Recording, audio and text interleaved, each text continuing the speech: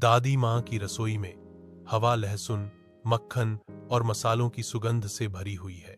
एक युवा पर्यवेक्षक काउंटर के पास बैठा है, पैर झूल रहे हैं, पाक कला के ज्ञान से मोहित। दादी अपनी खाना पकाने के रहस्यों को साझा करती हैं, हर शब्द एक अनमोल सामग्री। दादी शहद के एक जार को एक कीमती रत्न की तरह उठाती हैं, जिसका सुनहरा रंग प्रकाश को पकड़ता है। क्या आप जानते हैं कि शहद कभी खराब नहीं होता?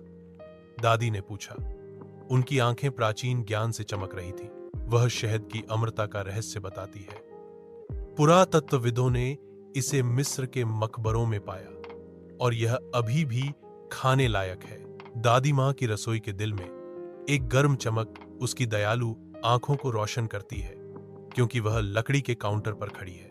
अभ्यस्त हाथों से वह लहसुन की एक कली को कुचलती है, जिससे उसकी तीखी खुशबू हवा में फैल जाती है। दादी अपनी बुद्धिमत्ता साझा करती हैं, उनकी आवाज में गर्माहट भरी हुई है।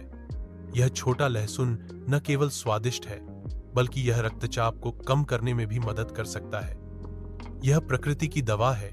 वह रुकती है, एक जानबूझकर मुस्कान उसके होंठों पर आती है, क्योंकि वह दालचीनी की बात करती है। दादी आगे कहती हैं, उनकी आवाज स्नेह से भरी हुई है। दालचीनी रक्त शर्करा को नियंत्रित करने में मदद करती है, इसीलिए मैं इसे एक मीठा मसाला कहती हूँ जिसका दिमाग तेज है। गर्मजोशी से रोशन रसोई में दादी काउंटर पर खड़ी है। शाम की शांति के बीच एक शांत आकृति, एक कोमल हाथ से वह एक केला काटती है।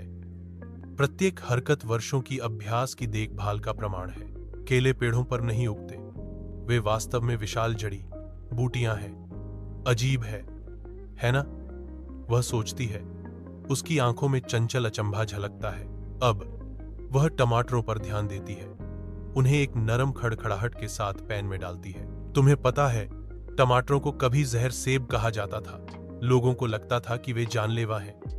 वह अपनी आंखों में चमक के साथ कहती है, सेब आपको कॉफी से ज्यादा ऊर्जा देते हैं। कोई गिरावट नहीं, बस शांत ऊर्जा।